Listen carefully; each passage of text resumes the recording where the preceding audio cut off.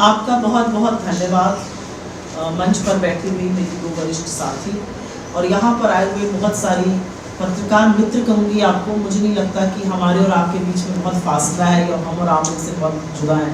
और मुझे लगता है एक बार अगर आप पत्रकार बन गए तो आप जिंदगी भर पत्रकार रहते हैं। आज भी मैं बहुत सवाल पूछती हूँ, आज भी मेरी बड़ी जिज्ञासा रहती है। कुछ ऑफिशियल मीटिंग्स में भी मैं जैसे कभी मीडिया बन के सवाल पूछती थी वो आज सवाल पूछती हूँ। तो मुझे ऐसा लगता है कि जब एक बार आप पत्रकार बन जाते हैं, कलम आप थाम लेते हैं, माइक पकड़ लेते हैं, तो फिर वो छूटता नहीं है ताउम्र। और शायद मेरे साथ भी वही हुआ।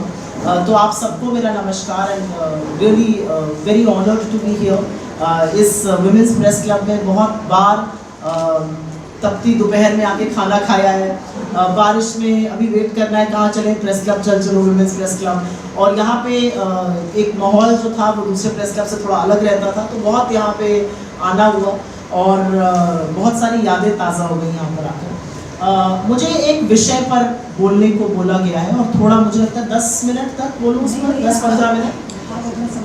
मुझे लगता है कि भारतीय राजनीति क्या है वो आज सुबह लोकसभा की 5 मिनट की कार्रवाई में दिख गई। भारतीय राजनीति में राहुल गांधी एज नेता विपक्ष, नरेंद्र मोदी एज नेता सदन, स्पीकर को लेकर जब उनकी कुर्सी तक उनको विराजमान कराने गए, मुझे लगता है वही भारतीय राजनीति है। भारतीय राजनीति ये है कि जब ओम बिरला जी का चुनाव हुआ तो राहुल जी प्रतिपक्ष की ओर से उठकर आते हैं, उनसे हाथ मिलाते हैं और फिर वो अपना हाथ नरेंद्र मोदी जी की ओर भी बढ़ाते हैं। भारतीय राजनीति का ये रूप है कि 1.5 महीने पहले जब प्रधानमंत्री एक टीवी डिबेट पर पूछ रहे थे कौन राहुल, तो उनके बगल में खड़ा हुआ नेता प्रतिपक्ष और शायद जिसको मैं जननायक कहती हूँ, उन्होंने दिखा दिया मैं राहुल, जिसने सत्य, साहस और मोहब्बत से इस देश को एकजुट कर दिया। मुझे लगता है भारतीय राजनीति की एक बहुत बड़ी पहचान है कि जब आज नेता सदन बोले तो लोगों ने उनका अभिवादन किया और जब नेता प्रतिपक्ष बोले तब भी लोगों ने अभिवादन किया और उन्होंने 2-4 सटीक बातें कही। और मैं चुनाव की बातें और जनादेश करने से पहले वो बात करना चाहती हूँ। राहुल गांधी की जो आज की स्पीच थी, मुझे लगता है it will go down in history as one of the most statesmanly speeches in Indian parliament. पिछले 10 साल में तो हमने ये नहीं सुना है। और एक नेता प्रतिपक्ष जब बोल रहे थे तो उन्होंने कहा कि सदन को सिर्फ चलाना और स्टैटिस्टिक्स देना कि सदन में कितनी % कार्रवाई हुई है, क्या हो रहा है, सिर्फ यही काफी नहीं है। सदन में कितना विपक्ष को बोलने दिया जा रहा है, सदन में विपक्ष की कितनी आवाज उठने दी जा रही है, क्योंकि विपक्ष भी इस देश के तमाम लोगों का प्रतिनिधित्व कर रहा है। और मुझे लगता है कि लोकसभा की जो वो ताकत है वो आज देखने को मिली कि 290+ कुछ आपके हैं तो 243+ कुछ हमारे हैं। आप एक देश के एक हिस्से को रिप्रेजेंट कर रहे हैं, हम देश के दूसरे हिस्से को रिप्रेजेंट कर रहे हैं। मैं हिस्से आई मीन आवाज को रिप्रेजेंट कर रहा हूँ। और मुझे लगता है वही लोकसभा और वही लोकतंत्र की खूबसूरती है। लोकतंत्र या जिसको कहते हैं democracy is a big equaliser. तो आप कौन राहुल पूछते रहिए, आपके बगल में खड़ा वाला जो नेता प्रतिपक्ष था वही राहुल, ये मैं कहना चाहूँगा। लेकिन जनादेश के बारे में मैं 2 शब्द जरूर कहूँगा और यहाँ पर मैं थोड़ा सा शायद पत्रकारिता का ये हैट उतार ना पाऊँ। आप यहाँ आइए ना, why don't we get a chair? Just get a chair, it's okay. एक चेयर दीजिएगा आगे से। अच्छा जी, नो कोई नहीं, एक चेयर दे दो। Will just put a chair, आराम से just wait, will just put a chair there, सब आ जाए।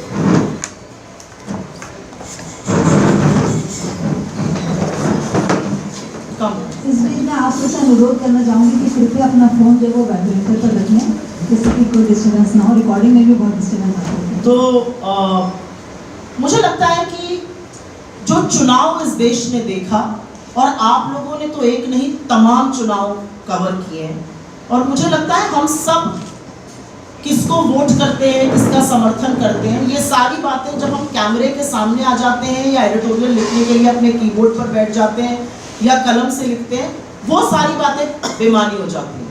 मुझे लगता है इवेंचुअली जब आप जर्नलिस्ट होते हैं बहुत सारे हमारे मित्र हैं जिनके बारे में आज ये नहीं कहूंगी शायद, क्योंकि पत्रकारिता भी बहुत बदल गई पिछले 10 सालों में, लेकिन मूलतः जो जर्नलिस्ट होता है वो जो सच देख रहा है वो लोगों को बताता है।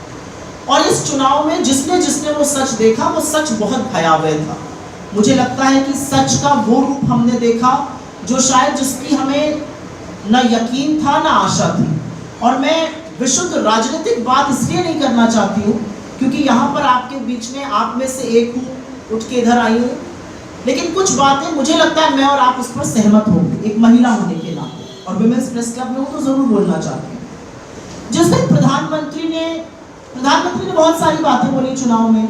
उन्होंने एक वर्ग विशेष को घुसपैठिया कह दिया, ज्यादा बच्चे पैदा करने वाला कह दिया, वो मंगलसूत्र और भैंस जैसी उलझुल बातें कर रहे थे। लेकिन जिस दिन प्रधानमंत्री ने मुजरा शब्द का प्रयोग किया, और मुझे याद है मैं शायद बांसगांव में थी उस दिन रैली में, यूपी में थी किसी रैली में, और जब उन्होंने मुजरा शब्द का प्रयोग किया तो मुझे वाकई में यकीन नहीं हुआ। मुझे लगा नहीं मैंने कुछ गलत सुना, स्लिप ऑफ टंग हो गया होगा इनका। और लेकिन फिर वो एक बार नहीं, वो बार बार मुजरा शब्द का 2 स्पीचेस में प्रयोग किया। तो मुझे कहीं लगा कि एक औरत होने के नाते मैं इससे बहुत आहत हूँ, क्योंकि उसका एक बहुत ही मिसोजिनिस्टिक, उसका जो उपयोग है वो आधी आबादी के खिलाफ ही है। मुजरा कर देने का मतलब क्या है? वो एक औरत से ही संबंधित है, वो बदचलन होने की निशानी है, वो मजबूरी की निशानी है। तो कहीं ना कहीं इस बात से मुझे बहुत आपत्ति थी। लेकिन मुझे ज्यादा आपत्ति इस बात से हुई कि प्रधानमंत्री की इस बात को एम्पलीफाई महिला मंत्रियां कर रही थी।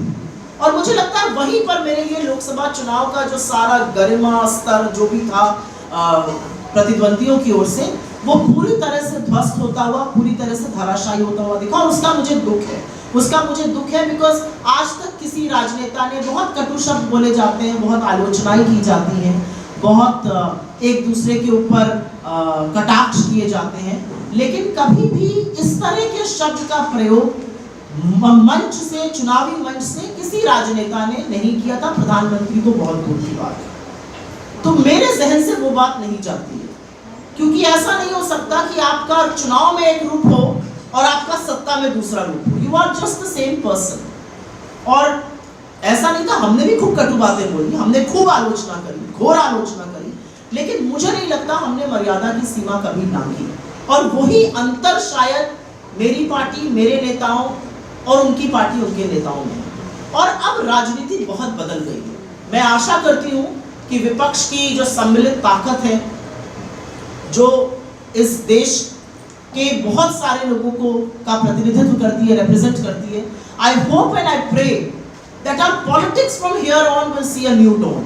I hope and I pray that there will be respect for the disabled, there will be respect for women, there will be respect for the marginalized, there will be respect for the differently abled. वो respect चली गई है। आज अगर Donald Trump एक भद्दा और बेहुदा मजाक करते हैं व्हीलचेयर में एक आदमी को, मुझे उसी का प्रतिबिंब दिखा जब नरेंद्र मोदी ने मुजरे की बात करी। बिकॉज एक प्रधानमंत्री वो शब्द नहीं बोल सकता है, और उसका प्रतिकार करने के बजाय उसको बढ़ाया जा रहा था, उसको ट्वीट किया जा रहा था, और महिला मंत्री कर रही थी। मेरे लिए ये दिक्कत तलब बात थी। इस चुनाव में हमने और भी बहुत कुछ देखा जिसकी शायद आशा नहीं थी। मैं सोशल मीडिया चलाती हूँ और मैं उस पर आपसे 2 बातें जरूर करना चाहती हूँ। सोशल मीडिया, अब बहुत सारे लोगों के पास जाइए तो तारीफ में कहते हैं कि आप लोगों का सोशल मीडिया बहुत स्ट्रांग हो गया है। हमने ऐसा कुछ नहीं किया जिससे कि हम शालीनता से परे जाएं। हमने ऐसा कुछ नहीं किया जहां पर हम प्रधानमंत्री को प्रधानमंत्री या नरेंद्र मोदी या मोदी जी ना कहें। हमने स्लीवलेस फोटो सोनिया जी की लगाकर उनको एक क्राउन पहनाकर वो बदतमीजी नहीं करी। मेरा अपना मानना है प्रधानमंत्री का व्यक्तिगत वैवाहिक जीवन ये उनका मसला है। It is not a matter of public discourse. वो पब्लिक डिस्कोर्स शायद तब बन सकता है कि आपने अगर अपने एफिडेविट पर नहीं डाला। आप, मुझे जैसे लगता है, मैं आपको सच बताती हूँ, 74 वर्ष के प्रधानमंत्री हैं, मेलोनी के साथ उसकी अजीबोगरीब रील बनाकर, मतलब उनकी बेटी की उम्र की है वो औरत, 27 साल छोटी है उनसे उम्र में, और उसको बीजेपी वाले भी चला रहे हैं, उसको वॉलंटियर्स भी चला रहे हैं। क्या तमाशा है? तो आई पर्सनली फील कि जो गरिमा है वो हम सबको मेंटेन करनी है, लेकिन दूसरी तरफ से क्या होता है उसका मैं आपको थोड़ा सा नजारा दिखाना चाहती हूँ और बताना चाहती हूँ कि क्यों एज अ पॉलिटिशियन जो शायद मेरे में चेंज आया, थिक स्किन हो जाना पड़ता है। अगर मैं पत्रकार रहती और मैं यहाँ पर दो कंट्रोवर्सीज की अपनी तरफ से बात करना चाहती हूँ। कंगना रनावत की एक कंट्रोवर्सी हुई और आप में से बहुत लोगों ने उस कंट्रोवर्सी के बारे में जाना। मुझे लगता है मेरी जिम्मेदारी है कि आपको मैं उसके बारे में बताऊं। होली का दिन था, मैं लखनऊ गई हुई थी और हम लोग होली खेलने निकले। मैं लखनऊ से हूँ। हम लोग होली खेलने निकले तो मैं अपना फोन घर पे छोड़ के गई थी।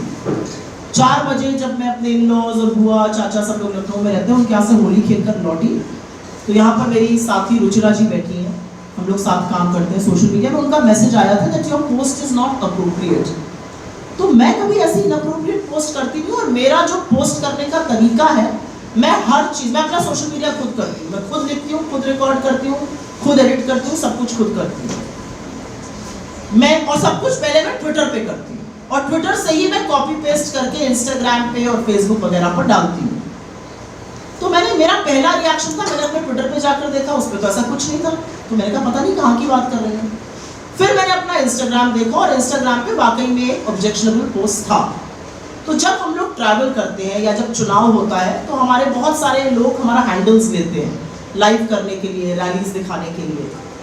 और जब हम ट्रैवल करते हैं तो हम थोड़ा सा एक ये रखते हैं कि अगर 20-25 मिनट तक कोई चीज़ अपलोड मैंने नहीं करी तो 2-4 हमारे ऑफिस में लोग हैं जो उसको बस कॉपी पेस्ट करना है, क्योंकि मैंने ही लिखा है, आपको सिर्फ कॉपी पेस्ट करना है। और कुछ ही लोगों के पास, 4-5 लोगों के पास मेरे इंस्टा का एक्सेस था, मेरे ट्विटर का एक्सेस किसी के पास नहीं था। तो मैं बड़ी परेशान हुई। पहले तो मुझे लगा मेरा हैक हो गया है। सबसे पहला काम मैंने किया, मैंने अपने मेटा का पासवर्ड बदला। फिर मुझे लगा ये आया कैसे, क्योंकि मुझे नहीं पता था कि उन 4-5 लोगों में से किसने ये किया है। तो मैंने तुरंत मेटा को लिखा और इसमें ये लिखा कि आप पता करिए कि ये किस ज्योग्राफी से हुआ है, ये किसने किया है। उसके तुरंत बाद मैंने डीप वर्ड सर्च किया। सोशल मीडिया की हेड बनने के बाद ये सब चीज़ें थोड़ी आ गई हैं, आप डीप वर्ड सर्च कर सकते हैं ट्विटर पे। जब मैंने डीप वर्ड सर्च किया तो उसमें मुझे पता चला कि मेरे नाम से एक पैरोडी अकाउंट कोई चला रहा था और वो हूबहू मेरा अकाउंट था। वो जैसा मेरी फोटो लगी थी, जैसा राहुल जी की मेरे पीछे पिक्चर लगी थी मेरे कवर पेज पे, जो मेरे अकाउंट पे लिखा था, हूबहू मेरा अकाउंट था। तो जो व्यक्ति कॉपी पेस्ट करता था, होली का दिन था, उसने आपाधापी में, जल्दी में, मुझे नहीं पता, लेकिन उसने गलती से वहां से कॉपी करके मेरे इंस्टा पे डाल दिया। और उसके पहले मैंने अपना इंस्टा का पासवर्ड चेंज किया था, मैंने इंस्टा को मेल कर दिया था, मैंने ट्विटर को तुरंत मेल किया जैसे ही मैंने वो पैरोडी अकाउंट देखा, और 16 मिनट के अंदर मैंने एक वीडियो किया और उस वीडियो में मैंने बोला कि ऐसा ऐसा मेरे अकाउंट के साथ हुआ है। तब तक मुझे नहीं पता था किसने किया है, ये किसने किया मैं पता लगा लूं, मैं इस पर खेद व्यक्त करती हूँ। मैं ऐसी किसी चीज का समर्थन नहीं करती हूँ, मैं ऐसा कभी नहीं लिख सकती हूँ, मैं हार्डकोर फेमिनिस्ट हूँ। अपने सबसे बड़े दुश्मन के बारे में भी मैं ऐसा नहीं लिखूंगी। मुझे लगता है कि मेरे स्पष्टीकरण के बाद, मेरे ये कहने के बाद कि ये मैंने नहीं किया है, मेरे वीडियो के बाद, मेरे डिलीशन के बाद, मैंने सारे मेल्स जो मैंने लिखे थे वो सार्वजनिक किए कि मैंने ऐसे ट्विटर को लिखा है, मेटा को लिखा है। ये कंट्रोवर्सी वहां पे खत्म हो जानी चाहिए थी, लेकिन कंट्रोवर्सी वहां से शुरू हुई बीजेपी के द्वारा। मुझे 72 घंटे, and I use the word very responsibly, I was lynched by the BJP and it's laptop media. They knew the truth. Anchors जिन्होंने शो किया, उन्होंने मुझे फोन पर कहा मैं जानता हूं और मैं जानती हूं सच क्या है, लेकिन हमें फिर भी शो करना पड़ रहा है क्योंकि बीजेपी की ओर से हमें डायरेक्शन आती है। And I am very uncomfortable being a part of the story, जहां पर मैं लोगों की, अपनी पार्टी की, अपने नेताओं की बात, I am never the story, we are all storytellers. हमें जर्नलिज्म में हमेशा ये सिखाया गया है, and as a spokesperson also, मैं कहानी कभी नहीं, हम कहानी का माध्यम है। कांग्रेस की क्या स्ट्रैटेजी है, कांग्रेस की क्या पॉलिसी है, राहुल गांधी क्या करने वाले हैं, राहुल गांधी ने क्या कहा है, खरगे जी क्या कह रहे हैं, मैं उसका माध्यम हूं। I hate to be the story. तो वो 3 दिन बहुत खराब थे, लेकिन उन 3 दिनों ने मुझे सिखाया कि बीजेपी किस चीज के लिए केपेबल है। और जिस तरह के मैंने उसके पहले भी कई बार कहा है, the hatred that comes your way, आपके बच्चों को नहीं छोड़ते हैं, they abuse my dead mother। मुझे ऐसे ऐसे मेल्स आते हैं 2-2 ढाई बजे रात को कॉल्स आते हैं, और ये मैं पहले की बात कर रही हूँ। आप सिर्फ अपना काम अच्छे से कर रहे हैं, 2:30 बजे रात को आपको एक अननोन नंबर से, कभी यूके के नंबर से, कभी यूएस के नंबर से फोन आएगा, और वो ऐसी भद्दी गंदी बातें करते हैं कि आप बोल नहीं सकते। But if this is a price one has to pay to stand up and fight the fascist, I will pay that price. ये मैंने अपने आप को, अपने घर पर, अपने बच्चों को, अपने हस्बैंड को बोला। And I am very fortunate कि घर पर लोग ये बात समझते हैं। I mean, I have adult children at home, और वो सब पढ़ते हैं, और जिस तरह की बातें। और एक औरत के लिए, आप सब जर्नलिस्ट हैं यहाँ पे, पहला अटैक औरत पर सेक्सुअल होता है, सबसे पहला अटैक। आपको कोई ये नहीं बोलेगा आप बहुत अग्रेसिव हैं, आपको ये कोई नहीं बोलेगा कि आपने थोड़ा अब्रेसिव लिख दिया है, आपको कोई ये नहीं बोलेगा कि आप मगरूर हैं। आपके ऊपर पहला अटैक, आपके ऊपर एक सेक्सुअल अटैक किया जाता है। Every time you are threatened of sexual violence. Why is that so? Is that a price women all across the spectrum have to pay? मतलब मुझे लगता है इस कमरे में हम जो बैठे हैं, हम बड़े सशक्त महिलाएं हैं। You know, we have a voice, we have a platform. मैं बिल्कुल भी victim नहीं हूँ, absolutely not. I am an extremely empowered woman. I can do what I want. I can say what I want. I am supported by my leadership. But imagine what happens जब हम वो कहानियां पढ़ते हैं ना, जो पेपर में आती हैं, जो दिल दहलाने वाली कहानियां हैं कि औरतों के साथ क्या होता है, वो वाकई में दिल दहलाने वाली कहानी। और ऐसा होता है, बिल्कुल होता है, क्योंकि ये समाज औरतों को दोयम दर्जे का मानता है, कमतर मानता है। I am absolutely of the view that if it happens to empowered women like you and me, imagine what must be happening to women who have less voice, who have less say, and who perhaps are not financially independent. तो एक मैं ये बात बताना चाहती हूँ, एक बात मैं आपको और बताना चाहती हूँ। और यहाँ पर स्मिता है, स्मिता और हमारे बहुत सारे म्यूचुअल फ्रेंड्स हैं। 2009 से 2014 यूपीए की दूसरी सरकार थी, और तब मैं ईटी नाउ में एग्जीक्यूटिव एडिटर थी। मुझे नहीं पता, मेरे बहुत आसपास के लोगों को भी ये पता था कि मेरे फादर एक कांग्रेस के एमपी हैं। कांग्रेस की लीडरशिप में सिर्फ राहुल जी और सोनिया जी जानते थे, because my father was an MP. I must have gone and met him, उनकी रैली में आए होंगे, कभी उनसे मुलाकात होगी। कांग्रेस की leadership, mister Chidambaram when he came for my father's condolence meeting got to know that I am my father's daughter. Jairam Ramesh ji को तब पता चला कि मैं अपने फादर की डॉटर हूँ जब मैं सोशल मीडिया की चेयरमैन बन गई। तब he could not believe it that I was my father's daughter and he did not know. तो I think that's a style of working. मुझे नहीं लगता था कि लोगों को जानना जरूरी, और मेरा बहुत एक्सेस था बीजेपी को। I am the only journalist who interviewed Mr. Chidambaram and Mr. Jaitley on the same day of the budget for 5 years in a row. ये किसी और जर्नलिस्ट ने नहीं किया, और ये मैं बहुत फख्र से कहती हूँ। उन दोनों को लगता था कि मैं निष्पक्ष पत्रकार हूँ, और दोनों ने मुझे इंटरव्यू दिया एक ही दिन पर, उसी बजट पर। ये किसी और पत्रकार ने नहीं किया, मेरे ग्रुप में तो किसी ने नहीं किया था। आज वहाँ दिग्गज पत्रकार बैठे हुए। तो मेरा अपना मानना था। और फिर उसके बाद जब आप पॉलिटिक्स में आते हैं तो आप पर आक्षेप लगेंगे, तमाम ऐसे आक्षेप लग सकते थे। बीजेपी ने बहुत लगाने की कोशिश करी, लेकिन जब मेरा काम खंगाला गया तो उसमें बहुत ऑब्जेक्टिविटी थी। मैं तो कांग्रेस को भी 10 को सवाल पूछती थी, कांग्रेस के खिलाफ भी ट्वीट करती थी, बीजेपी के खिलाफ भी करती थी। That is what as journalist we are trained to do, we are supposed to ask questions. तो मैंने तो दोनों के सवाल पूछे थे। तो बेचारे अगर कुछ मिल जाता तो मेरी तो धज्जियां उड़ा देते हैं, लेकिन कुछ मिला नहीं। फिर भी बेचारे बोलते हैं कि आप तो कांग्रेस की जर्नलिस्ट थी, आपने पत्रकारिता छोड़कर तुरंत पॉलिटिक्स ज्वाइन करी। हाँ, कर ली। अब वो किन परिस्थितियों में करी, क्या था, ये मैं आपको नहीं बताना चाहती हूँ, मैं बीजेपी को नहीं बताना चाहती हूँ, लेकिन परिस्थितियां रही होंगी कि मैंने पार्टी ज्वाइन करी और चुनाव लड़ा। मेरे पिताजी की मृत्यु हो गई थी, वो वहां से सांसद थे। मैं चाहती थी, मैं उस क्षेत्र में बहुत काम करती थी, एनजीओ वगैरह के माध्यम से मैं वहां पर जुड़े रहना चाहती थी। तो पहले तो मैं कांग्रेस की जर्नलिस्ट हुई। अब 3-4 दिन से इन्होंने एक मॉर्फ पिक्चर करके चला रहे हैं, और उसमें लिख रहे हैं कि मैं सोनिया जी के खिलाफ लिख रही थी 2012 में। अरे महामूर्खों, तारीख तो बदल देते। 2012 में तो मेरे फादर कांग्रेस के सांसद थे। कुछ तो अकल लगाओ, बेवकूफी अपनी नकल करते उसमें अकल तो लगाओ। So the reality is that they will attack you no matter what, and they don't attack you because you are Congress or BJP. They don't like strong women. It's period. BJP में आज की तारीख में आप मुझे 5 सशक्त महिलाएं बता दीजिए। कहने को तो निर्मला जी भी मंत्री है, कहने को तो स्मृति ईरानी जी भी मंत्री थी। कहाँ है ये महिला? इनकी क्या से है अपनी पार्टी में? क्या ये ब्रजभूषण शरण सिंह के खिलाफ बोल पाई? क्या ये हाथरस के खिलाफ बोल पाई? क्या ये प्रज्वल रवन्ना के खिलाफ बोल पाई? तो बहुत सारी ऐसी बातें हैं which distinguishes the Congress from the BJP, and primarily amongst them is how women are treated in both parties. मुझे कांग्रेस ज्वाइन किए हुए ऑफिशियली 6 साल होने को आ गए। मुझे नहीं लगता कि एक भी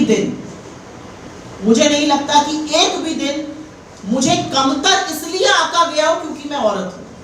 In a room full of people, you have a say, you have a seat on the table, you bring a certain value, लेकिन इसलिए कोई कमतर नहीं आता क्योंकि आप औरत हो सकता है आपकी बात कभी उतनी मुस्तैदी से आपने ना रखी हो सकता है दूसरे ने आपसे बेटर बात रखी हो, but that's because it's one individual and another individual.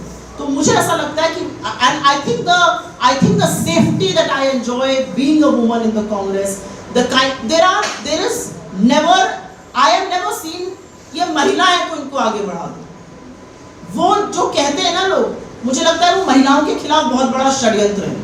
महिला है तो पहले तो देवी बना दो, पूजने लगो, अरे भाई फिर बना दो माँ बना दो, फिर बहन बना दो। हम उन सब के पहले, हम महिला है वो हमारा वजूद है, उसी की रिस्पेक्ट कर लीजिए और किसी की रिस्पेक्ट नहीं चाहिए। So sorry I digressed a little, I think women's press club में तो औरतों की बातें करने लगे, पर आपने जनादेश की बात करी और मुझे लगता है जनादेश ये है कि तानाशाही सरकार की नकेल कसकर रखी जाए, rein in the absolute unbridled power that the government was enjoying, make them accountable, stand up and be counted, and also be answerable for the mandate as much as you want the government to be answerable. I think वो mandate जनता ने दिया है कि हमें तानाशाही सरकार नहीं चाहिए, हमें ज्यादा मजबूत, ज्यादा सशक्त विपक्ष चाहिए, हम आपको परखेंगे और अगली बार हम आपको मौका देंगे। मैं मैंडेट को ऐसे देखती हूँ। मेरे हिसाब से मैंडेट में एक और बहुत बड़ी बात छुपी है, और वो बात है कि देश की कलेक्टिव विजडम को कम आंकने का किसी को ना दुस्साहस करना चाहिए, ना वो काम करना श्रेयस्कर है। I will give you a very small story. Mandate आया था और हम लोग सुबह 9 बजे से डिफरेंट चैनल्स पर AICC में शोज कर रहे थे, और जब मैंडेट आना शुरू हुआ तो बहुत क्लियर था कि बीजेपी को रोक दिया गया है। बहुत क्लियर था that India alliance had done a lot better. I come from a state of UP, those numbers were very very telling, and I broke down. 12:30-1 बजे के बीच में कुछ ब्रेक था, and I broke down, and then I thought to myself कि मैं why am I breaking down. मतलब मैं नॉट अ वेरी पब्लिकली मैं कोई इतनी इमोशनल पर्सन नहीं हूँ कि मैं एकदम से रोने लगूं, पर मैं वाकई में आंसुओं से रोने लगी, और मुझे तब लगा कि आई वाज ओवरवेल्म्ड। मतलब वो कहते हैं ना कि आप हिंदुस्तान की इनेट विजडम को देखकर मेरा सिर झुक गया। क्या विजडम है हमारे लोगों में? मतलब उनको लगा कि संविधान अगर खतरे में है, संविधान के साथ खिलवाड़ हो सकता है, तो उन्होंने ऐसा मैंडेट दिया कि संविधान अब सुरक्षित रहेगा और अब हर व्यक्ति को संविधान को सर्वोपरि करके बात करनी पड़ेगी। उन्होंने ये मैंडेट दिया कि आप लखीमपुर के मुख्य अभियुक्त के जो हत्यारा था उसके पिता को गृह राज्य मंत्री बनाएंगे, हम उसको हराएंगे। उन्होंने ये मैंडेट दिया कि प्रज्वल रवन्ना के लिए आप मजबूती होने का वोट मांगेंगे, हम उसको हराएंगे। उन्होंने ये मैंडेट दिया कि आप भले सशक्त सांसद बन गई हो, लेकिन आप सदन में खड़े होकर सदन की एक वरिष्ठ और सदन की शायद सबसे गरिमामयी सांसद से बदतमीजी नहीं करेंगी। स्मृति ईरानी अमेठी का चुनाव उस दिन हार गई थी जब उन्होंने सोनिया जी से खड़े होकर तू तड़ाक किया था। Whatever our differences, there is a difference of age, there is a difference of experience. She's a mother, she's a grandmother, she is the leader of India's oldest political party. और उनसे तू तड़ाक, तुम माफी मांगो, जिस दिन उन्होंने वो किया था उसी दिन वो चुनाव आ गई थी। तो इनेट विजडम जो लोगों में, इतनी नफरत, इतना पोलराइज करने की कोशिश, मतलब आपने एक समुदाय को ज्यादा बच्चा पैदा करने वाला डिक्लेयर कर दिया, आपने एक समुदाय को घुसपैठिया डिक्लेयर कर दिया, और उसके खिलाफ जो देश ने एकजुट होकर एक मैंडेट दिया। मेरे लिए मैंडेट का टेक अवे वो है, मेरे लिए मैंडेट का take away it's an anti Modi mandate. अगर कोई और प्रधानमंत्री होता in the custom of parliamentary democracy, वो प्रधानमंत्री दोबारा नहीं बनता। उसकी नाक के नीचे उसके नाम पर उसने वोट मांगे थे। This was not a BJP election, this was not an NDA election. Modi की गारंटी, मोदी को वोट चाहिए था। 63 सीटें आपने अपने नाम पर हारी है। वाराणसी किसी तरह से बच बचाकर आप 1.5 लाख से जीते हैं। भारत की इतिहास में सबसे कम मार्जिन से जीतने वाले प्रधानमंत्री बने। 1.5 लाख वोट से जीतकर 1,64,000 से तो ज्यादा किशोरीलाल शर्मा जी ने स्मृति जी को हरा दिया। अलग बात है राहुल जी 3,90,000 और 3,70,000 से रायबरेली और अमेठी से जीते। तो मेरा अपना मानना है कि this was an anti hate, anti forces of constitution, anti forces of suppression, anti forces who give political patronage to people who commit crime against women, उन सबके खिलाफ ये वर्डिक्ट था। जो बड़े मुद्दे थे जनता ने उन मुद्दों पर सरकार को नकारा है। 750 किसानों की शहादत हुई, उसका सबसे बड़ा, अगर कोई हर एक इवेंट का एक पिनिकल इवेंट होता है, उसका पिनिकल इवेंट जो था किसान आंदोलन का, वो लखीमपुर का नरसंहार था।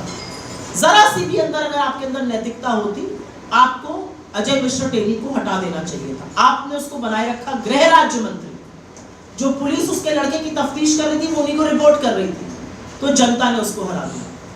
आपने प्रज्वल रेवन्ना के बारे में सब कुछ जानते हुए भी उसको वोट दिया, उसके लिए प्रचार किया, जनता ने उसको हरा दिया। तो मुझे लगता है जो इनेट विजडम है लोगों की, वो एक बार फिर से सामने आई है। मैं आशा करती हूँ, जैसा कि आज राहुल जी ने कहा सदन में, कि सदन में विपक्ष को आप कितना बोलने का मौका देते हैं, विपक्ष की आवाज को कितना प्रतिनिधित्व मिलता है, उससे लोकतंत्र और सशक्त होगा। और मुझे लगता है कि वो उसकी शायद एक शुरुआत होगी। एक परिपक्व ऑपोजिशन है, हम आगे बढ़कर आपका साथ देने को तैयार हैं, बशर्ते आप उस साथ को लेकर लोगों का भला कीजिए। और मुझे ऐसा लगता है कि ये टेम्पलेट भारतीय राजनीति का सेट हुआ है, और भारतीय राजनीति में युवाओं का जो रोल है वो शायद आज से ज़्यादा प्रबल कभी नहीं था। आज सरकार बनने के 15 दिन के अंदर नीट का इम्तहान कैंसिल हो जाता है, यूजीसी नेट कैंसिल हो जाता है, CSIR नेट परीक्षा स्थगित हो जाती है, नीट PG स्थगित हो जाता है। 1 साल पहले बालासोर में 300 लोगों की मौत हुई थी। हमने क्या सीखा उससे भगवान ही जाने। जलपाईगुड़ी में फिर से एक रेल हादसा होता है, गाजर मूली की तरह लोग ट्रेनों में टॉयलेट में भरे जा रहे हैं। क्या कर रहे हैं आप भारतीय रेल का? जम्मू कश्मीर में आप डींगे हाँकते नहीं थकते थे, जम्मू में, अब तो कश्मीर में नहीं, जम्मू में आतंकी हमले हो रहे हैं, श्रद्धालुओं की भरी बस पर आतंकी हमला हो रहा है। महंगाई, मतलब जिस दिन सरकार बनी, दूध का दाम, आटे का दाम, दाल का दाम, टमाटर 100 के पार है, टोल टैक्स महंगा हो गया, CNG महंगा हो गया, इसके बारे में कोई चर्चा नहीं है। और मेरा सबसे बड़ा मानना है कि विपक्ष तो आपको पूरे वक्त आईना दिखाएगा, लेकिन आईना आपको अपनी पार्टी में भी दिखने को मिल रहा है। और मुझे ऐसा लगता है कोई भी पार्टी जो है वो लोकतांत्रिक तरीकों से चलना चाहती है। वसुंधरा राजे जी का ये कहना कि जिसको उंगली पकड़ के चलना सिखाया वो उंगली काट रहे हैं, शिवराज सिंह चौहान जी के लड़के का ये कहना कि मेरे पापा सबसे पावरफुल हैं और उनके आगे दिल्ली झुकता है, संगीत सोम और बालियान जी में जो तलवारें खींची हुई हैं, अयोध्या और सिद्धार्थनगर की जो समीक्षा बैठकों में लड़ाई हो रही है, जो RSS आपको आईना दिखा रहा है, जो मोहन भागवत जी ने कहा या जो इंद्रेश जी ने कहा, मुझे ऐसा लगता है कि थोड़ा सा आत्मलोकन, थोड़ा सा self realization of what has happened has to be done by the BJP. We can't do it for them. We will only hope कि देश का जो लोकतंत्र है वो हर हालत में सुप्रीम रहेगा और हम सबका उसमें जिम्मेदारी है। और अंत में बस मीडिया के बारे में ये कहूँगी कि जैसा कि मैंने पहले कहा, once a journalist always a journalist. बहुत मज़ा आया पत्रकारिता करने में जो करीब 20 साल की, और आज भी अगर कोई मुझसे पूछे तो I think those were the best most productive years of that phase of my life. और पत्रकारिता से बहुत कुछ सीखा। आज लोग कहते हैं कि आप ठीक ठाक बोल लेती हैं टीवी, तो मुझे लगता है वो टीवी की ट्रेनिंग है, वो पत्रकारिता की ट्रेनिंग है। कोई रिलीज देखकर फटाक से उसमें से 5 पॉइंट निकाल लेना, 2 मिनट में स्क्रिप्ट लिख देना, सोशल मीडिया पे कुछ हो रहा है इसका तुरंत रिबटल बनाना, आई थिंक ये सब ट्रेनिंग आपको जर्नलिज्म से है। So I owe a lot of even what I do now to my years in journalism, इसमें कोई संदेह नहीं है। लेकिन आज थोड़ा सा दुख होता है पत्रकारिता के गिरे हुए पैमाने देखकर। आज पत्रकार जो हैं वो चीयर लीडर्स बन चुके हैं। आज पत्रकार जो हैं वो कहीं ना कहीं इस तरह से चरण वंदन करते हैं कि आपके ऊपर सवाल उठते हैं। मुझे लगता है कि आपकी पर्सनल प्रेफरेंस क्या है, अगर वो टीवी पर दिखने लगे या वो आपके एडिटोरियल्स में या आपकी रिपोर्टिंग में दिखने लगे तो वहीं पर पत्रकारिता का हनन है। लेकिन जिस तरह से खुलकर आज अधिकांश पत्रकार सरकार की बैटिंग कर रहे हैं, थोड़ी कमी आई है बाय द वे उसमें जब से वर्डिक्ट आया है लोगों का, लेकिन जिस तरह से हो रहा है वो पत्रकारिता नहीं है, वो किसी रूप में पत्रकारिता नहीं हो सकती है। एक पत्रकार का काम है सवाल पूछना, और मुझे लगता है सवाल जिसके पास सत्ता है, संसाधन है, संस्थाएं हैं, उनसे पूछे जाने चाहिए। बिल्कुल विपक्ष से सवाल पूछिए, विपक्ष को कटघरे में खड़ा करिए, विपक्ष से 10 सवाल पूछिए, विपक्ष की तीखी आलोचना करिए, लेकिन कुछ आईना सरकार को भी दिखाने का करिए।